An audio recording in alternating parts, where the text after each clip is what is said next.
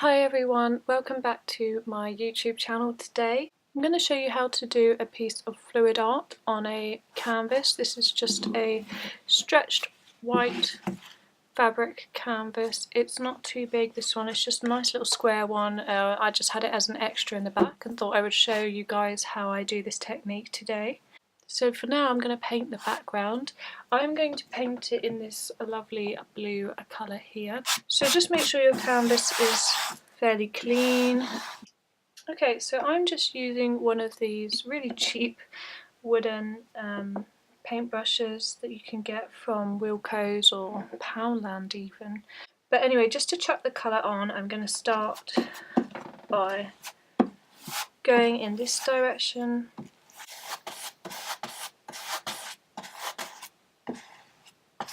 Now mine should dry fairly quick because it is a boiling day here in London. It's a good 35 degrees here at the minute. So I really like this size canvas because you can kind of do a couple of them and have them in a row, like 3 in a row or something, and have the same technique but different colours. And see, I've only had to dip my paintbrush in once because I kind of had enough the first time round. And then to do the sides, you can just hold the frame at the back, just on one, just holding this bit here, and you can just paint across. If I was prepping my canvas properly, I would put tape all on the back, but I haven't had time for that unfortunately today. Okay, that's my first layer done. I'm just going to wait for 5 minutes to let that dry. It shouldn't take too long because it is quite a light first coat. If you want to carry it on, you can use a hairdryer. Okay, this layer is now completely dry. Now I would usually go the other way from what I did before, but actually I'm quite happy with the coverage already, so I'm going to skip that section and go straight into using the sponge. Now this is just a kitchen scourer, they're really cheap, and I'm going to cut this in half, just like so. Okay, so I've got a section there, and then I'm going to peel off this scourer bit.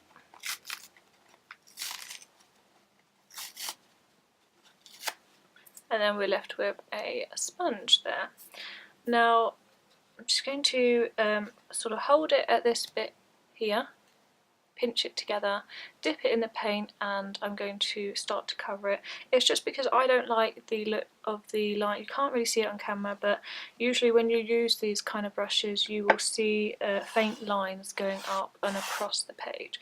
So I just use a sponge in a dotting motion, and that gets away that kind of effect on the painting. So I'm just going to dip it into the paint and just start on this corner over here. And what I'm going to do is just dab it. And you don't want a really thick layer, just enough to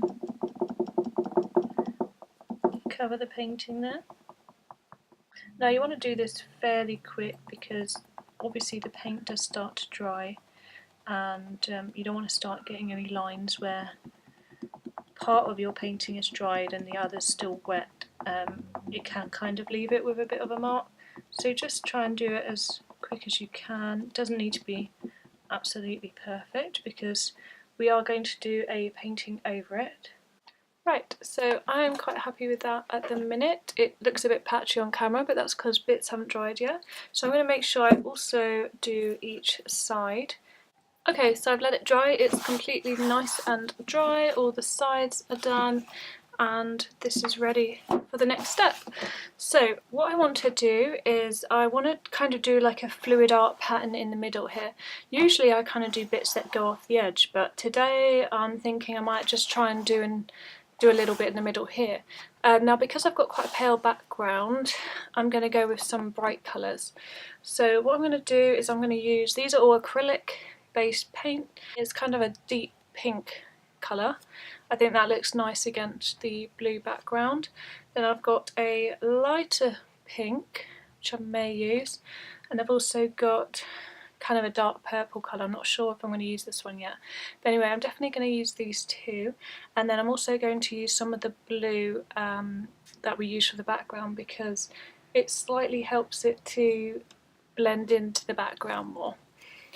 Okay, so what I'm going to do, I'm going to use some plastic cups. Now, in my last videos I did say throw them away. I am more aware of the plastic community, so if you are using these, like you can probably see here, I just wash them out and reuse them, or obviously you can recycle them.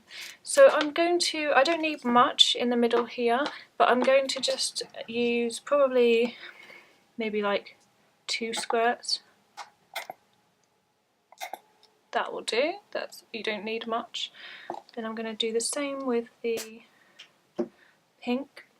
Now the technique that I'm going to use here is called a dirty pour, and it's when you combine all the colours together and they kind of make their own effects rather than painting it on. So again with this one. And now what I'm going to use is some fluid pouring medium. This one's from Liquitex. It's a really good brand. I really like this one. Right, so in each cup I'll do around the same amount, sort of like that much. You don't need too much because again it's quite a small painting. Mix it up really thoroughly with the paint. So if you can kind of see, it's like it is pouring. It's not gloopy at all, it's quite a good pour. So that's around the right consistency. Now, because I want some effects to come out of it, I'm going to add a couple of different things. So I'm going to add, let's move that out of the way. I'm going to add some isopropyl alcohol. If you've seen any of my other videos on using alcohol inks or resin art, I do use this quite a lot. You don't need much for it to start reacting. So I'm probably going to put this in the pink and the purple. Now you really, again, you don't need too much at all. I would just say like a teaspoon amount, because otherwise it gets too watery and then it's not going to move properly. And now with the pink, I'm actually going to use silicone oil, so that can create a different kind of effect. You just shake that up. You probably need to be wearing a face mask, but I'm only using a tiny bit here. And then just make sure you have really good ventilation in your room. I've got all my windows open. I'll be keeping them open for a while after I've done this painting, just to make sure you air the room out. Now I'm not just going to pour it right on in the middle. I think I want a specific pattern. So what I'm going to do is actually use a bit of the pouring medium. I'm just going to put a little bit in a bowl here, because I want to encourage the fluid acrylic where I want it to go. Okay, so I'm just going to use a paintbrush here. I'm going to come up with maybe just a little bit of a pattern where I might, but again, I wouldn't give yourself too much direction because it's going to go where it's going to go at the end of the day. And you can use this fluid acrylic just to help it along, sort of when you're painting as well. Anyway, that's roughly kind of where, and I could get bits going up here, I don't know, but that's roughly where I want it to be. I've got some straws here to blow the paint across. So the next step is basically to pour each cup's paint into the same one and kind of mix them, I guess. So I've got an empty one here. I'm just going to start by pouring some of the blue in here, some of the pink. I think we've got enough of that dark pink. And kind of make patterns in it. Leave some sort of left over at the end of each pot because you might want to go over and use it again. Right, so that's roughly what I'm going to work with today. Now I'm going to do one kind of mix, just kind of really simply, not too much. I don't want to mess it all up inside. And then I'm going to do a pour in the middle. Now as you can see, it's kind of already going in random directions. So I'm going to encourage it to go where I want on the page.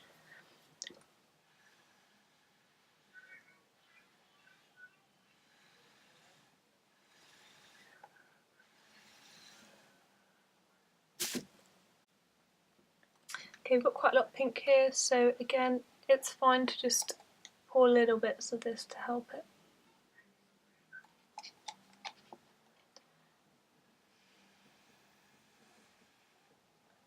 And if you want to use a paintbrush as well, just to encourage it to go down to specific sections of your painting, then just do that.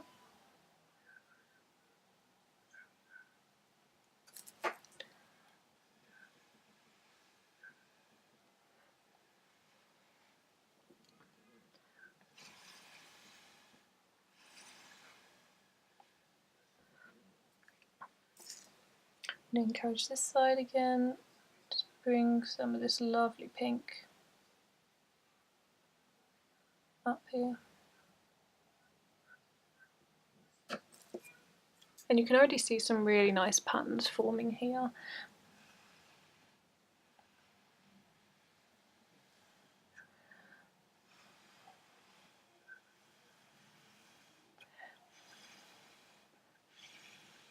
Now don't blow too hard, because if you blow too hard it's going to spray it across the page and make this mistake that I made here, which you can fix later, but it's not easy. I'm just going to move the canvas around so that I can go to this side.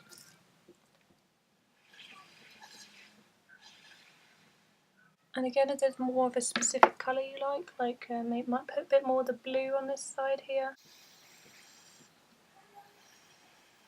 And see how it's quite nice to have the same colour as the background in it, because it just kind of helps finish it around the corners.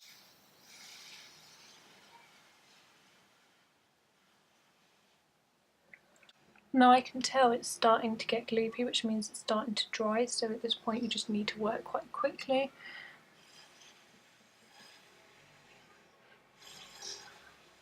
Now don't worry if you lose some of this really nice deep purple, you can put a bit more in.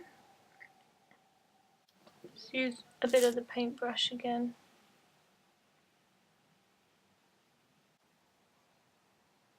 So again, I'm just kind of creating it as I go along. So I'm nearly done, just adding a couple of bits here and there. I'm trying to take a little bit of this thickness away here. Okay, I'm going to stop there because otherwise I'm going to carry on and end up covering the whole thing in it. So that's the end of the tutorial today. What you could do is, once it dries, like I said before, you can add bits of gold leaf. Like you can either use the sheets, and kind of what I quite like to do is, if you wanted to do it, you would do it at this point when it's wet and get some of the gold leaf sheets and crumple it up or whatever and put it around it. I think that's really nice. Or you could go in with some liquid gold leaf after and just do little bits here and there. If any of you give this a go, I would love to see your attempts and what they look like. Anyway, thank you all for watching today. If you enjoyed this video, please give me a thumbs up and hit the subscribe button. And thank you for watching. I will see you all very soon. Hi everyone, I just wanted to do a quick update after the video finished. So I actually just added in a couple of extra details. I took a bit of the colour away that I didn't like here so much. I just added some of the blue background, and then I also went in with a white gel pen and just added in some of these extra details and used a fine liner and did some of these extra bits around here. So anyway, I hope you liked the finished result and see you all soon.